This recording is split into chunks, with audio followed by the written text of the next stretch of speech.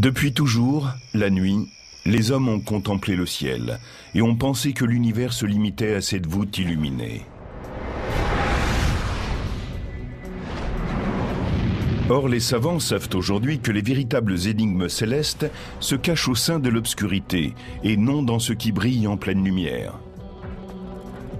Il existe une mystérieuse matière noire qui fait le lien entre les étoiles et les galaxies, et d'étranges particules, comme les WIMP, les actions et les machos, qui pourraient bien être au centre de cette énigme. Il y a également une énergie sombre, de nature répulsive, qui crée de l'espace dans l'univers et éloigne les galaxies les unes des autres, leur réservant ainsi un destin funeste. À L2, la matière noire et l'énergie sombre constituent plus de 96% de l'univers. Tenter de découvrir leurs secrets, c'est comme tirer sur une cible en train de s'éloigner. Mais si nous parvenons à les percer, nous connaîtrons peut-être le sort ultime de notre univers. S'effondrera-t-il ou s'embrasera-t-il dans une épouvantable collision provoquée par les forces gravitationnelles? À moins que, pour finir, l'énergie sombre n'écartèle l'univers. Le pari est que l'univers mourra dans la glace.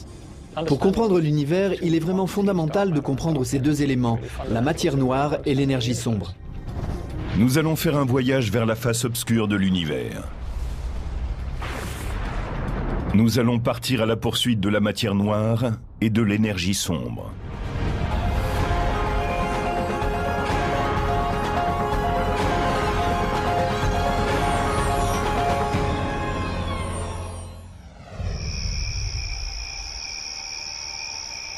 La matière noire ne ressemble à rien de ce que nous connaissons sur Terre. À chaque seconde, des milliards de ces étranges particules traversent tout ce qu'elles rencontrent. Elles sont tellement massives qu'elles ont le pouvoir d'influencer les galaxies, leur formation et la vitesse à laquelle elles tournoient.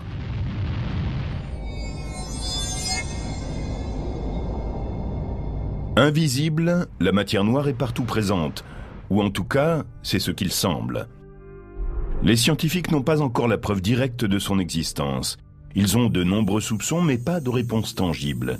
Et il n'est pas facile d'observer ce qu'on ne voit pas. Elle n'émet pas de lumière et elle n'en absorbe pas. Elle n'a aucune interaction avec la lumière.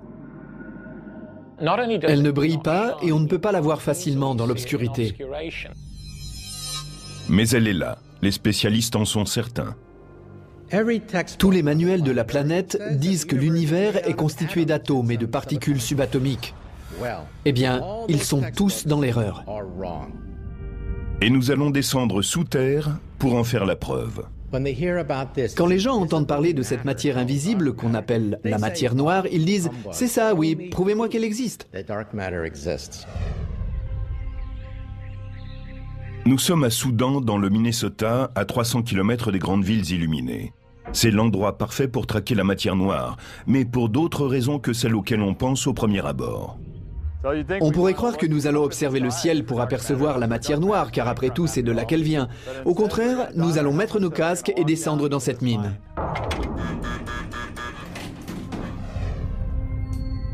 Le laboratoire national de Soudan est situé à 750 mètres de profondeur. Cette ancienne mine de fer désaffectée a été transformée en établissement de recherche. Ce n'est qu'un des nombreux laboratoires du monde entier qui mènent leurs expériences sous terre pour être à l'abri des rayons cosmiques. Ils sont tous conçus pour capturer la matière noire, une particule invisible dont la présence n'a jamais été détectée qu'indirectement. Nous travaillons là-dessus depuis 10 ans et nous sommes impatients de voir une particule de matière noire. Cette traque a débuté il y a presque un siècle, quand les astronomes ont eu à leur disposition des instruments performants pour observer le ciel nocturne. Et les questions ont commencé. Dans les années 1920, avec le développement de la technologie, on a enfin pu s'occuper de petits objets flous que les savants avaient remarqués dans leurs télescopes. On a pu élucider leur nature et imaginer ce que c'était. Edwin crée un choc lorsqu'il affirme alors que l'univers ne se limite pas à la seule Voie lactée. On s'est rendu compte que ces petits objets flous étaient tout simplement des galaxies, autres que la Voie lactée. Pendant que les astronomes découvraient de nouvelles galaxies, un savant de Caltech, Fritz Zwicky, observait un superamas de galaxies voisin de la Terre, le superamas de Coma, et remarquait une chose étrange. En mesurant les mouvements qui se produisaient dans le superamas de Coma, il a obtenu une estimation de sa masse dynamique. Puis il l'a comparée à la masse qu'il aurait dû obtenir selon ses observations d'autres galaxies. Quelque chose clochait. Les galaxies se déplaçaient trop vite à l'intérieur de l'amas par rapport à la quantité d'éléments lumineux qui s'y trouvaient. D'après ses calculs, il aurait dû trouver une masse dynamique lumineuse 160 fois plus importante, étant donné la vitesse des galaxies dans l'amas. Un autre élément influençait donc leur mouvement. Mais quoi ? Il a analysé ces mouvements et en a conclu que l'amas ne pouvait pas être stable, à moins qu'une importante quantité de matière noire ne soit présente. En 1933, il était un des premiers à saisir le rôle de la matière noire, qu'il appelait alors la matière manquante. La matière noire était donc une masse invisible qui, par son attraction gravitationnelle, était capable dans un amas d'affecter la vitesse de galaxies entières.